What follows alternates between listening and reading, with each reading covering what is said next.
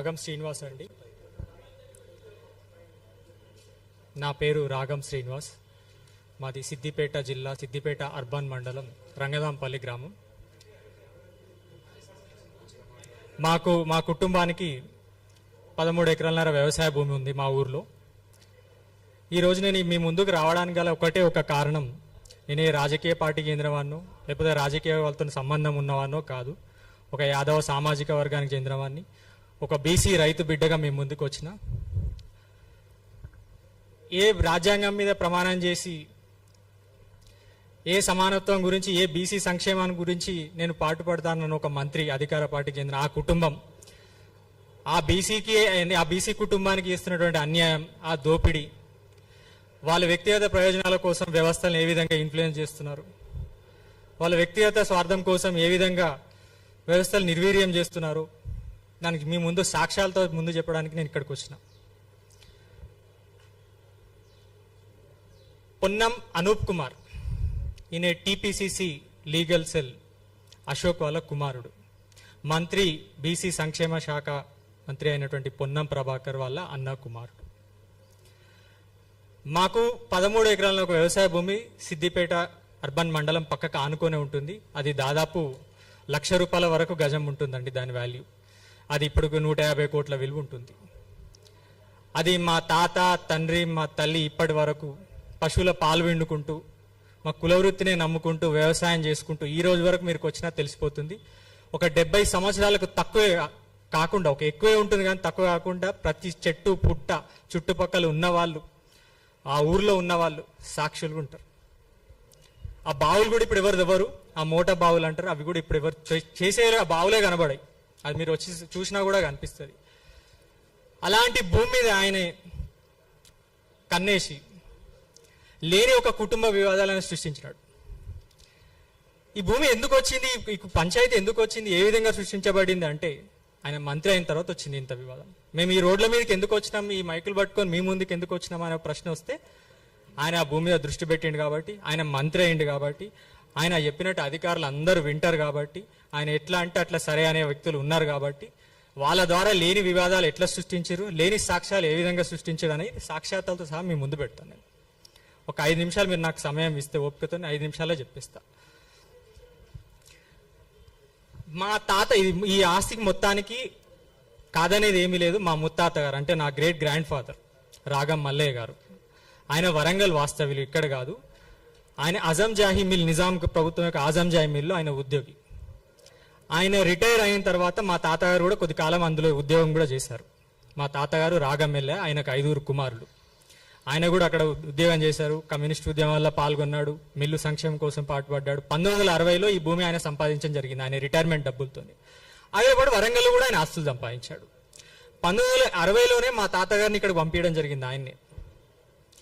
అప్పటి కట్టిన కరెంటు బిల్లులు, అప్పుడు కట్టిన భూమి శిస్తులు కూడా ఇప్పుడు ఎవరి దగ్గర ఉండవు. ఆ ఊర్లో కూడా ఎవరు అడిగినా చెప్తారు, మేము ఎప్పటి నుంచి ఉన్నాం, మా కొట్టాలు ఏంటి, మా పశువులు ఏంటి, నాగలేంది, ఎద్దేంది, వ్యవసాయం ఏంది అనేది. ఆ పరంపరంగా మా తండ్రి, మా నాన్న నుంచి ఇప్పటి వరకు మా వరకు అది ఎప్పుడు సాగుబడి చేస్తున్నామా లేదని చెప్తారు. ఆయన సంపాదించిన 1960లో సంపాదించి ఇక్కడికి మాకు 1960లో మా నాన్న పుట్టక ముందుకే ఇక్కడ సిద్దిపేటకి ఆయన వచ్చి నివాసం ఏర్పాటు చేసుకొని ఇదే ఊర్లో ఆయన సాగుబడి నాగలు కట్టాడు. 1985లో ఆయన ఒక పార్టీషన్ పంచనామా రాశాడు. దాని తక్సీనామా అని ఒక గొలుసు కట్ట రాతిలో రాశాడు ఆయన. దాంట్లో స్పష్టంగా ఆయన ఏం రాశాడంటే, ఈ గొలుసు కట్ట రాత ఇది ఎవరు కూడా ఇప్పుడు రాసే వాళ్ళు లేరు, దీన్ని చదివితే అర్థం చేసుకునే వాళ్ళు కూడా లేరు. అప్పుడు ఎవరైనా పూర్వం ఉన్న వాళ్ళకైతే ఈ రాతలు అర్థం అవుతాయి సహజంగా. దీని ద్వారా తక్సీనామా కూడా జరిగింది. తక్సీనామాలో వరంగల్లో ఉన్నటువంటి ఆస్తులు వాళ్లకు, ఇక్కడ కొంత ఆయన మా ముత్తాత గారు కొంత భూమి అమ్మిన డబ్బులు ఆ మిగతా కుమారులకు పంచి ఇవ్వగా మిగిలిన భూములు మాకు వచ్చినాయి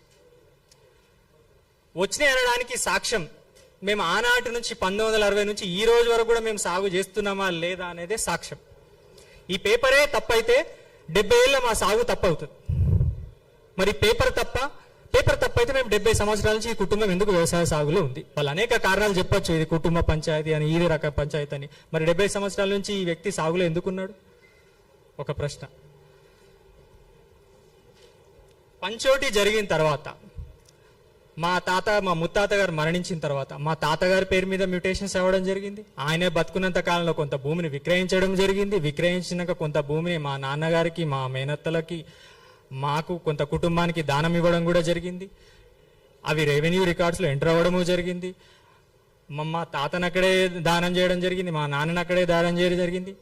వాళ్ళను కూడా మా నాన్న మా బాబాయ్, మా చిన్న ఆయనను అక్కడే దానం చేయడం జరిగింది.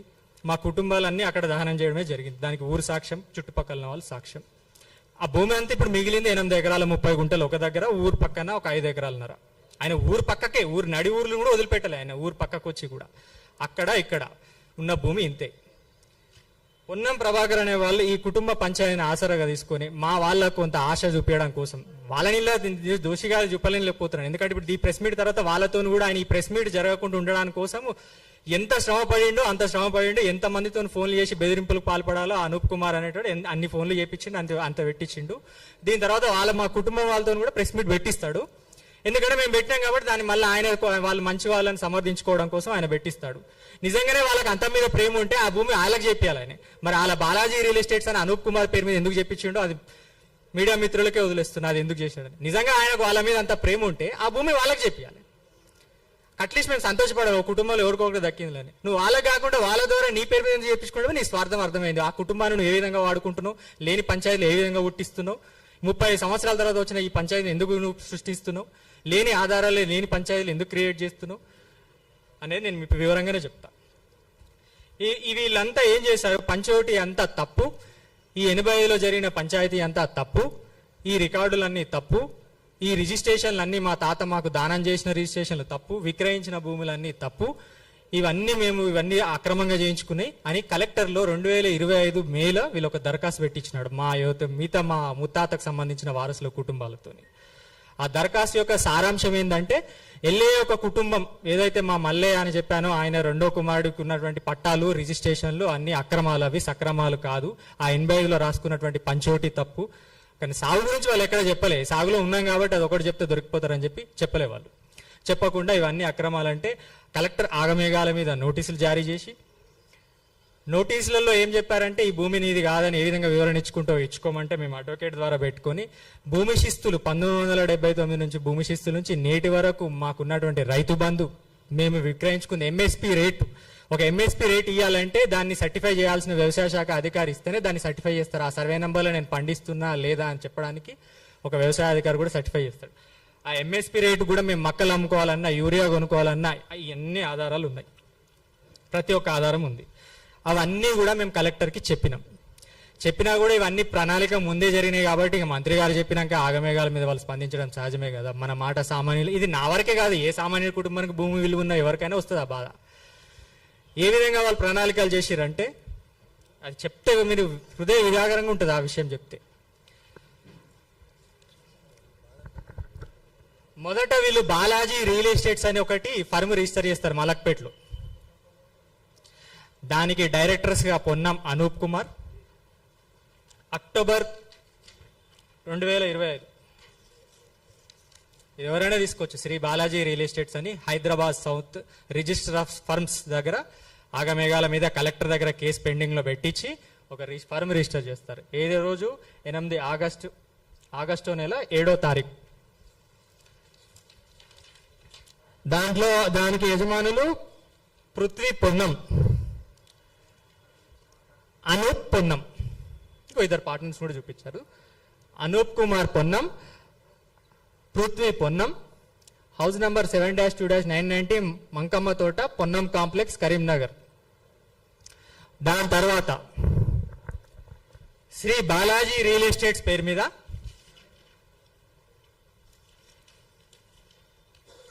ఈ భూములన్నీ బదలాయించబడతాయి. మొదట మా కుటుంబం యొక్క రికార్డు లేని వాళ్ళకి రికార్డు ఇచ్చేసి 16 ఎకరాలు, మోకా మీద 8 ఎకరాల 30 గుంటలుంటే ఆయన 16 ఎకరాల వ్యవసాయ భూమి కింద భూభారతిలో ఎంట్రీస్ చేపించి ఇదిగో చూడండి, Ponnam Anoop Kumar authorized by Shri Balaji real estates Karimnagar పేరు మీద 16 ఎకరాల భూమి భూభారతి ద్వారా రిజిస్ట్రేషన్ చేయించుకుంటారు. ఇదంతా ఇక్కడ కలెక్టర్ దగ్గర పెండింగ్ లో ఉండగానే, మ్యాటర్ ఉండగానే ఫర్మ్ రిజిస్ట్రేషన్ అవుతుంది.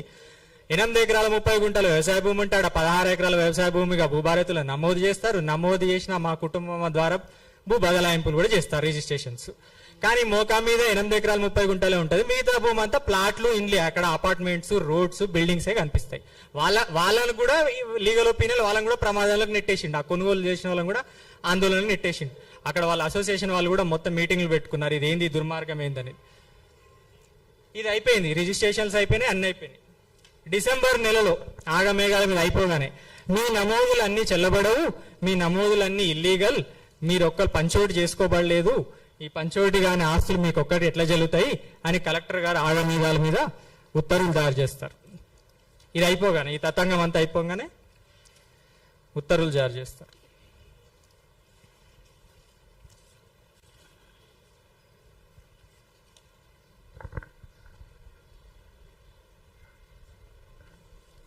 కలెక్టర్ గారు ఆర్డర్.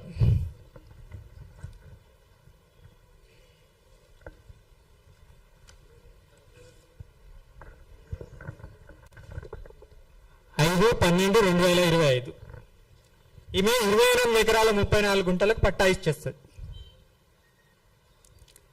అక్కడ భూమి వాస్తవికానికి పోతే అక్కడ పంచనామా చేసిరా, అక్కడ మోకా మీద ల్యాండ్స్ ఉన్నాయా లేవా, ఇప్పటికి కూడా ఛాలెంజ్ అయ్యింది. మోకా మీదకి వెళ్ళిన తర్వాత ఎన్ని ఎకరాలు మీ ఇచ్చిన ప్రకారం భూములు ఉన్నాయా, లేకపోతే అక్కడ బిల్డింగ్లు, అపార్ట్మెంట్లు ఉన్నాయా, మీరే సాక్ష్యం చూస్తారు.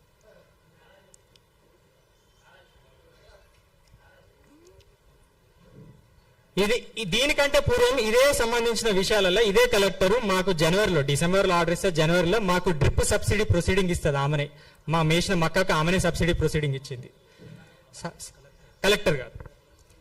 ఏమని ఇచ్చారు ఆ కలెక్టర్ గారు? హైమావతి గారు మాకు సాగుబడి కోసం డ్రిప్ సబ్సిడీ శాంక్షన్ చేసింది ఆమె జనవరిలో. అంటే మేము వ్యవసాయం చేస్తామని గుర్తించే కదా నువ్వు సబ్సిడీ శాంక్షన్ చేసింది. మరి డిసెంబర్లో మేము సాగు చేస్తలేమని నీకు అప్పుడే కొత్తగా కనిపించిందా? ఇక్కడ అప్లికేషన్స్ పెట్టుకున్న వాళ్ళు క్లియర్ కట్గా కోర్టులో ఒక కేసు వేశారు. కలెక్టర్ దగ్గర అప్లికేషన్ పెట్టుకోక ముందే పార్టీషన్ సూట్ అని మా అవతల వాళ్ళు కోర్టులో కేసు వేశారు. వేసిన కేసును కూడా వాపస్ చేయించుకున్నారు, డిస్మిస్ చేయించుకున్నారు. ఇది నిజంగా కుటుంబ పంచాయతీ అని వాళ్ళు సమర్థించుకుంటే, ఇది నిజంగా వాటాల పంచాయతీ అని వాళ్ళు సమర్థించుకుంటే పార్టీషన్ కేసును ఎందుకు వాపస్ పెట్టుకోవాలి? మీరు ఫర్మ్ రిజిస్ట్రేషన్ కాగానే కేసు వాపస్ తీసుకుంటారు, కేసు వాపస్ తీసుకోగానే భూములు రిజిస్ట్రేషన్ చేస్తారు, భూములు రిజిస్ట్రేషన్ అయిపోగానే కలెక్టర్ ఆర్డర్ ఇస్తుంది. గమనించాల్సిన విషయం దయచేసి, ఇది ఫస్ట్ ఫర్మ్ రిజిస్ట్రేషన్ అవుతుంది. ఫర్మ్ రిజిస్టర్ కాగానే పార్టీషన్ సూట్, కోర్టులో ఉన్న కుటుంబ పార్టీషన్ సూట్ విత్డ్రా పెట్టేసుకుంటారు. ఎవరైతే న్యాయస్థానానికి వెళ్ళి న్యాయం చేయమని వెళ్తారో వాళ్ళే ఈ కేసుని వాపస్ తీసుకుంటారు. ఎవరైతే న్యాయస్థానానికి వెళ్ళి మాకు న్యాయం చేయమని అన్నారో వాళ్ళే వాపస్ తీసుకుంటారు. వాళ్ళు అక్కడే ఉన్నారు, ఎదురుగానే ఉన్నారు, వాళ్ళు కూడా దీని తర్వాత మాట్లాడతారు, వాపస్ తీసుకుంటారు. ఓకే ఓకే, ఫర్మ్ రిజిస్ట్రేషన్ అయిపోతుంది, కోర్టులో ఉన్న పంచోటి కేసు వాపస్ తీసుకుంటారు, దాని తర్వాత రిజిస్ట్రేషన్ బదలాయింపు జరుగుతుంది, దాని తర్వాత ఆగమేఘాల మీద కలెక్టర్ ఆర్డర్లు పాస్ చేస్తుంది. కలెక్టర్ ఆర్డర్ పాస్ చేసిన తర్వాత బాలాజీ రియల్ ఎస్టేట్స్ అనే వ్యక్తి నా మీద ఇంజంక్షన్ సూట్ ఫైల్ చేస్తాడు మా కుటుంబం మీద. ఏమి కలెక్టర్ ఆర్డర్ ని బేస్ చేసుకుని ఈ భూమి మీద మాకు ఇంజంక్షన్ గ్రాంట్ చేయాలని చెప్పేసి ఒక ఆర్డర్ పాస్ చేస్తాడు, ఒక నోటీస్ ఇష్యూ చేస్తాడు. సార్ ఆగమేఘాల మీద ఈ నోటీస్ రాగానే మీరు గమనించాలి, ఆర్డీఓ ఎక్కడైనా ప్రభుత్వ భూములు, ఆర్డీఓ ఎప్పుడు కేసు పెడతాడండి? ఎక్కడైనా ప్రభుత్వ భూములు కబ్జా చేస్తే ఎవరైనా కేసులు పెడతారు ఎక్కడైనా సహజంగా. ఇదే ఆర్డీఓ నా మీద ఈ ప్రైవేట్ భూములలో నేను అడ్డుపడుతున్నా అని చెప్పేసి కేసులు పెడతాడండి ఆర్డీఓ నా మీద. ఆర్డీఓ యొక్క కంప్లైంట్ వినాలండి. P Sadanandam, revenue divisional officer. గమనించాలండి దయచేసి, ఇది ఒక న్యూస్ చూడండి మీరు. రాత్రికి రాత్రే సదానందం ఆర్డీఓ నా మీద కంప్లైంట్ ఇస్తాడు. ఏమని? బాలాజీ రియల్ ఎస్టేట్ అనే వ్యక్తి ఆయనకు అప్లికేషన్ పెట్టుకున్నాడంట. ఆ అప్లికేషన్ పెట్టుకున్న వ్యక్తికి నేను భూమి కబ్జాకు రాణిస్తలేనట, ఆయన భూమి అంటది, ఆయన భూమికి హద్దురాలు బాతనిస్తలేనట, ఆ భూమి ఆయన స్వాధీనపరచుకోవడానికి నేను సహకరిస్తలేనట అని చెప్పేసి సదానందము ఏసీపీకి కంప్లైంట్ ఇస్తాడు. ఏసీపీ కంప్లైంట్ పోగానే ఆగమేఘాల మీద ఏసీపీ సిఐకి ఫార్వర్డ్ చేస్తాడు కేసు. సిఐ ఆగమేఘాల మీద రాత్రి 9 గంటలకు బెడ్రూమ్లోకి వచ్చి నన్ను పట్టుకొని ఈడ్చుకొని వెళ్ళి 3 టౌన్ పోలీస్ స్టేషన్లో సీసీ ఫుటేజ్తో సహా ఉంటాయండి, సీసీ ఫుటేజ్తో సహా ఉంటాయి. ఆర్టీఓ కంప్లైంట్ మీద ఏసీపీ ఆగమేఘాల మీద స్పందిస్తాడు, ఏసీపీ ఆగమేఘాల మెమో జారీ చేస్తాడు, మెమో నెంబర్ కూడా ఉంది ఇక్కడ, ఏసీపీ మెమో జారీ చేసినాడు. 3 టౌన్ ఫార్వర్డ్ అవుతుంది. 3 టౌన్ నుంచి సిఐ ఆగమేఘాల మీద 20 మంది పోలీస్ ఎస్కార్ట్ వేసుకొని మా ఇంటికి వస్తాడు. ఇంటికి వచ్చి మా అమ్మను నన్ను మా బాబాయ్ని ఈడ్చుకెళ్ళి పోలీస్ స్టేషన్లో 9 గంటల రాత్రి తీసుకెళ్లి 12:30 గంటల వరకు ఉంచుకున్నారండి. మా బంధువులందరూ 30 మంది వచ్చి పోలీస్ స్టేషన్ మీద ధర్నా చేస్తే సీసీ ఫుటేజ్ ఉంటాయి, అబద్ధాలు చెప్పాల్సిన అవసరం లేదు. ఇది ఆర్డీఓ కంప్లైంట్ ఇచ్చినటువంటి crime number 83 of 2026 P. Sadanandam Revenue Divisional Office Siddipet stating that 14(3) about a petition was forwarded to the police station through ACP Siddipet via memo number 217 of memo ACP Siddipet 2025 regarding obstruction caused by the official survey work at meter. ఎవరికి abstraction చేసినా అంటే నేను ప్రభుత్వ భూమికి abstraction చేసినా చూపిస్తారా, నిరూపిస్తారా? మీరు ఒక్క ప్రభుత్వ భూమికి అబ్జర్వేషన్ల మీద ఈ విధంగా పోలీస్ స్టేషన్ చేసి పెట్టి ఆగమేఘాల మీద స్పందిస్తురా? వాళ్ళు ఏ రకంగా మొబైల్ జనరేటర్ పట్టుకొని వచ్చి మన నాగర్జున కాడ భూముల కాడ రేట్ల షెడ్ ఎట్లయితే వేసిరో ఆ విధంగా మొబైల్ జనరేటర్ పట్టుకొని వచ్చి రేట్ల షెడ్ వేసి బాలాజీ రియల్ ఎస్టేట్ బోర్డు పెట్టుకునే ప్రయత్నం చేశారండి. మైసమ్మ గద్దరు నిలబట్టిరు, ఇంటి గోడలు నిలబట్టిరు, నడి ఊరు బొడ్ల మొబైల్ జనరేటర్ పట్టుకొని వచ్చి మన నాగర్గుల్లో మన రైతులను గేట్ పెట్టి లోపల కొనిస్తలేరు కదా, ఆ రకంగా మొత్తం రేట్ల షెడ్లు ఫ్యాబ్రికేటెడ్ వర్క్ చేయడానికి వీడియోస్తో సహా ఉందని మీకు ఇస్తా. ఇంత దుర్గా బీహార్ వర్కర్స్ పెట్టుకొచ్చి ఆడ కిరాలు పెడతారు, ఊరు చుట్టూ కిరాలు పెడతారు. బీహార్ వర్కర్స్ ని, వెల్డర్స్ ని, ఫిట్టర్స్ రెడీగా పెట్టుకుంటారు. పోలీసులు వీళ్ళ ప్లాన్ ఏంది, వీళ్ళ ప్రణాళిక ఏంది? నన్ను పోలీస్ స్టేషన్ వేసి నాన్ బెయిలబుల్ వారెంట్ కింద 3 రోజులు నన్ను రిమాండ్ పెట్టించి నాకు బెయిల్ రాకుండా చేసి ఈ 3 రోజులలో వీళ్ళు పోయి భూమి పోయి దాడి చేసి కబ్జా పెట్టుకోవాలి. దీనికి ఆర్డీఓ కంప్లైంట్ ఇస్తాడు. ఇంత దుర్మార్గమా అండి మీది? ప్రజాప్రభుత్వమా మీది? రైతు ప్రభుత్వమా? ముఖ్యమంత్రిగా నేను వేడుకుంటున్నా, ఒక వ్యవస్థ ఫెయిల్ అయినప్పుడు స్పందించాల్సింది ముఖ్యమంత్రి అండి. జిల్లా వ్యవస్థ అధికారులు ఫెయిల్ అవుతారు, గ్రౌండ్ లెవెల్లో ఒక అధికారి ఫెయిల్ అయితే దాని పై అధికారి, ఆ పై అధికారి పనిచేయకపోతే జిల్లా స్థాయికి వెళ్తాం. ఆ జిల్లా స్థాయికి పనిచేయకపోతే ఎవరు స్పందిస్తారని ఒక మంత్రి స్పందించాలి. ఆ మంత్రి అన్యాయం చేసినప్పుడు ఎవరు స్పందిస్తారండి? దేశానికి రాజు అయినా ఒకటే, మంత్రి అయినా ఒక, ముఖ్యమంత్రి అయినా ఒకటే. ఇంకోటి రాజులు అంటే స్పందించారండి, పిల్లలకి ఏమైనా అన్యాయం జరిగితే వాళ్ళనే శిక్షలు వేసారు. అంతకంటే ఘోరం అండి మన ప్రజాప్రభుత్వంలో. ఇది ప్రజాస్వామ్యమా? ఏ ప్రమాణం చేసి మీరు వచ్చి వ్యవస్థ నిర్వీర్యం చేసి మీ వ్యక్తిగత స్వార్థాల కోసమా మీ వ్యవస్థలో ఆడుకుంటుంది? కలెక్టర్లందరూ మీకు ఊరిగం చేయడానికి కోసమా? మీరు ప్రభుత్వంలో నిన్న చాలకుండా మా భూముల మీద వాడాలా? మీకు 100 భూములు ఉంటాయి, 100 జాగాలు ఉంటాయి కదా, మాకేముందండి మా ఆధారము? ఒక కుటుంబం ఇలా బజార్కి వచ్చింది, ఒక కుటుంబ పంచాయతీ ఎందుకు చిత్రీకరించారండి? మీరు మంత్రులు అయినందుకైనా, మీరు మంత్రులు అయిన పాపానికైనా మీ కుటుంబం ఇంత మంత్రులు, మీ కుటుంబాలు వచ్చి ఏ ఆధారంతో పనిచేస్తున్నారు? మీరు మంత్రి అయిన అహంకారమే కదా మీకు. ఈ మంత్రి చెప్పినట్టు అధికారులు వింటారనే కదా మీరు ఎక్కడికి పోవడం, వీని పక్క పట్ల మనిషి వీళ్ళు ఎవరు దేకరని చెప్పడానికి కదా మీదంత ఉద్దేశం. ఇదే కలెక్టర్ వేరే ఇట్లాంటి సంబంధించిన కేసులలో ఒక 10 కేసులలో ఆయన ఏమని రాస్తుందో తెలుసా అండి? ఈ కోర్టుకు ఈ కలెక్టర్ అధికారికి సిమిలర్ ఇదే, కాకపోతే అక్కడ 5 లక్షలు 10 లక్షలకి ఎకరం ఉన్న భూములు, ఇవి కోట్లలో భూములు కాబట్టి ఆమె ఆలోచన విధానం వేరే ఉంటుంది అన్నట్టు. ఇదే ఒక నారాయణరావుపేట మండలి ఇరుకోడ్ విలేజ్ దగ్గర ఒక భూమికి సంబంధించిన ఏం రాస్తుంది అంటే, there are multiple transactions took away by registrations over the so and so subject land. The matter needs to be resolved in the competent civil court only. Accordingly, the matter is disposed of with a direction to the both parties to get matter resolved in the competent civil court అంటది. మరి ఇక్కడ competent civil court పనిచేస్తలేదా నీకు? అంటే ఇక్కడ ఏ రకంగా పనిచేస్తున్నాడు? Influence మీద పనిచేస్తున్నాడు అన్నట్టు, మీరు రికమెండేషన్ మీద పనిచేస్తున్నట్టు, మీరు నియమాలు నిబంధనలు చట్టాలకు అనుగుణంగా డ్యూటీ చేస్తలేరు అన్నట్టు.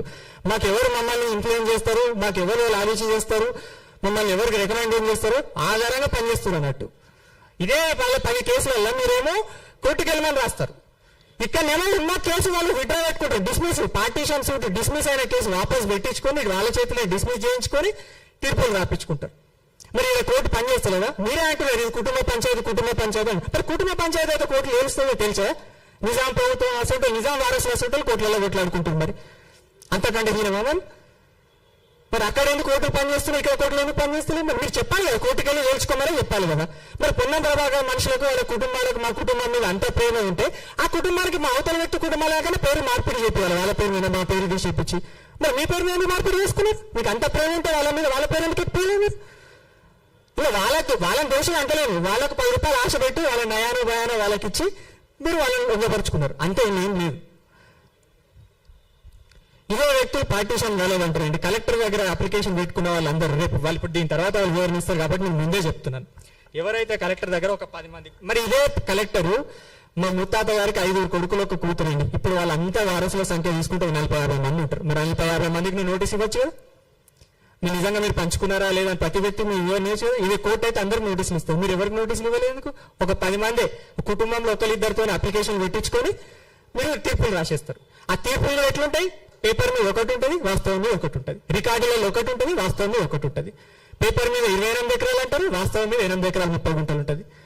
రికార్డులో నేను వ్యవసాయ భూములను కింద నమోదు చేస్తారు, వాస్తవం కోతనేమో అక్కడ 8 ఎకరాలు 30 గుంటలు వ్యవసాయం తప్పిస్తే ఆడ అపార్ట్మెంట్లు, బిల్డింగ్లు, కాలనీస్ ఉంటాయి. మీరు చెప్పిన దానికి గ్రౌండ్ లో రిఫ్లెక్ట్ అవ్వాలి కదా. మేము ఏమైతే చెప్తున్నామో అది వాస్తవికంగా ప్రతిబింబింపు కావాలి కదా. అది అక్కడ అది ఎందుకు జరుగుతలేదు? మరి ఒక సర్వే మీరు ఎందుకు చేయట్లేదు? ఇప్పటికే నేను చెప్తున్నాను, నేను ఇప్పటికీ కోరేది ఏంటంటే నా ఆరోపణలు నమ్మాల్సిన అవసరమే లేదు. నేను సాక్ష్యాలతో ముందు పెట్టిన ఇది నిజంగా తేల్చాలనుకుంటే నేను ముఖ్యమంత్రి గారు కూడా నేను ఒకటే కోరుకుంటున్నాను. నేను ఈ విషయం మీద డిఓపిటీగా కూడా కంప్లైంట్ ఇవ్వబోతున్నాను. దీనికి సంబంధించిన న్యాయ వ్యవస్థలు కానీ అధికార వ్యవస్థలు కానీ వాళ్ళందరికీ నేను కంప్లైంట్ ఇస్తా.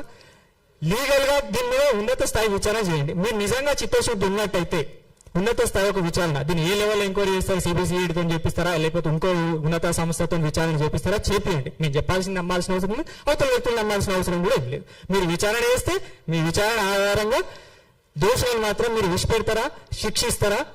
అది మీ విజ్ఞతకే వదిలేస్తున్నా, ఈ ప్రభుత్వం యొక్క విజ్ఞతకే వదిలేస్తున్నా. ఇంత దుర్మార్గం అండి. ఒక సామాన్యుడు ఒక రైతు కుటుంబం మీద మీరు గద్దల్లాగా వాడి వాళ్ళకు భూమి ఎరగడమే శాపం అయిపోయిందా, లేకపోతే కాపాడుకోవడం శాపం అయిపోయిందా, ఉండడమే శాపం అయిపోయిందా? దేని తప్పు పట్టుకున్నాం మనం? భూమి ఉండడం తప్ప. అందరూ ఊళ్ళో రైతుల భూములు ఉన్నట్టు మాకు రైతు భూములు ఉన్నాయి. అందరూ కుటుంబాలు వ్యవసాయం చేసుకున్నట్టు మేము మా కుటుంబం వ్యవసాయం చేసుకుంది. అయితే భూమి ఎరగడమే శాపం అమ్మాలి. రిజిస్ట్రేషన్ ప్రకారం పంచోట్లేనండి. ఇదే కలెక్టర్ దగ్గర ఎవరైతే వీళ్ళు దరఖాస్తు పెట్టించినారో ఎంత క్లియర్ గా అండి వాళ్ళు రాసుకునే వరంగల్ కాడ ఆస్తులు. ఈ పంచోటి ప్రకారం 85 వరంగల్ ఆస్తులు మాకు, ఇక్కడ ఆస్తులు మాకనే వచ్చినాయి. ఈ పంచోటి ఎప్పుడు తప్పవుతుందండి? ఈ పంచోటి ప్రకారం వరంగల్ కాడ ఆస్తులు లేకపోతే తప్పైనట్టు. ఇదే ఆస్తులు అక్కడ ఉంటాయి, ఇదే ఆస్తులు వీళ్ళు పంచుకుంటారు. ఏమని రాసుకుంటారండి వరంగల్ ఇదే మా కుటుంబం వాళ్ళు? The partition is final and one cannot it reopen at any parties under any circumstances అంటారు. There are no other properties belong to the parties liable for partition అంటారు. వాళ్ళే పార్టీషన్ వీళ్ళు వరంగల్ ఆస్తులు రాసుకుంటారు. This is first time final partition of the joint family అంటారు. There is nothing to be partition అన్నాడు. The above parties have settled all accounts of joint family properties by executing this partition deed and there is nothing to be partitioned అన్నాడు. There is nothing to be partitioned అంటే అర్థం ఏంటండి? మరి nothing అయినప్పుడు మళ్ళీ 2000 మే తారీఖు నాడు వీళ్ళు అప్లికేషన్ ఎట్లా పెట్టుకుంటారంటే మాకు ఆస్తులే లేవు, మేము పంచుకున్నాం అయిపోయింది, పంచుకోబడ్డ ఆస్తులే లేవని వాళ్ళు అన్నాక మళ్ళీ కలెక్టర్ దగ్గర అప్లికేషన్ ఏ విధంగా పెట్టుకుంటారు? కలెక్టర్ ఏమో వాళ్ళందరికీ సమాన హక్కులు ఉంటాయంటారు. మా కుటుంబ సభ్యులేమో మాకు ఆస్తులలో మేము పంచుకున్నాం, మాకు ఎక్కడ ఆస్తులు లేవని పార్టీషన్ డీడ్ మా వరంగల్ ఆస్తులు పంచుకుంటూ అయిపోయాయని వాళ్ళే రాస్తారు. మళ్ళీ రాసినాక ఆస్తులు ఎక్కడికి వెళ్ళి వచ్చినాయండి? మళ్ళీ కలెక్టర్ గారికి ఏమో రాతో వచ్చింది. సరే నేను మెరిట్స్ లో కూడా పోగలుగుతాను, ఆ పంచాయతీలు ఇట్లానే ఉండాలి. సరే నేను ప్రకారంగా ఈ ప్రకారం చూపించిన ఇది ఎంతవరకు న్యాయమని న్యాయ వ్యవస్థ నిర్ణయిస్తుంది. ఓకే, మరి కలెక్టర్ గారు సివిల్ కోర్టులో తెలుసుకోకుండా మీ ఆమెలో 28 ఎకరాలు 5 భాగాలు ఇస్తా ఉంటుందని చెప్పేసి అన్ని తీర్పు రాసేసిందండి. ఎవరికి నోటీసులు ఇచ్చినావా? కుటుంబంలో ఈ మొత్తం కుటుంబాల్లో 40 మందికి నేను నోటీసులు ఇచ్చినావా? నేను మా అమ్మ చదువుకునే బట్టికి బట్టలు కుట్టి వ్యవసాయం చేసి చదివించుకోబట్టికి నేను మీ ముందుకు వచ్చి ఈ చదువున్న విజ్ఞానంతో మీతో మాట్లాడగలుగుతున్నా. వాళ్ళకి హైదరాబాద్ ఎట్లుంటుందో, సికింద్రాబాద్ ఎట్లుంటుందో, ఆ సిద్దిపేట పూర్తి అయ్యేది వాళ్ళకి ఎట్లుంటుంది? జీవితం అంతా పాలు అమ్ముకొని వ్యవసాయం చేసుకుంటే ఎండకండి వానజ్ఞాని చలికి గడిచిన వాళ్ళు. ఇప్పుడు పోతే బయట పాలు వండుకుంటారు, పాలు వండుకొని వస్తారు వాళ్ళు. రోజు బిహార్ చుట్టూ మనుషులను పెట్టించి ఫ్యాబ్రికేటెడ్ ఫిట్టర్ వెల్డర్స్ చుట్టూ ఆ భూమి చుట్టూ కిరాయికి పెట్టి రోజు ఫోటోలు తీసుకుంటూ పోతారు. అమ్మ రోజు పాలు వండుకుంటూ వచ్చేటప్పుడల్లా వాళ్ళు వీడియోలు తీస్తారు, ఫోటోలు తీసుకొస్తారు. ఇంత దుర్మార్గం. మీరు బీసీ మంత్రులా? మీరు రైతుల మనుషులు సంక్షేమం కూడా వాళ్ళ చెట్టు పేరు చెప్పి కాయలు అనుకుంటారు. మీరు ఒక సామాన్యుడికి భూమి ఉంటే ఎవరో లేని వాళ్ళు మీరు మీ జోబులు నిండాలి, బతకద్దు మీకు. మాకేమవసరం అండి? ఈ రాకొచ్చి బజార్లో వాడు మా బజార్లు గీడ్చుకోవాల్సిన అవసరం మాకేముందండి? మీ దుర్మార్గం వల్ల కాకపోతే మా అమ్మగారు మాట్లాడతారు, మాట్లాడండి. దయచేసి మా బాబాయ్ మాట్లాడతారు, మా చిన్న నేను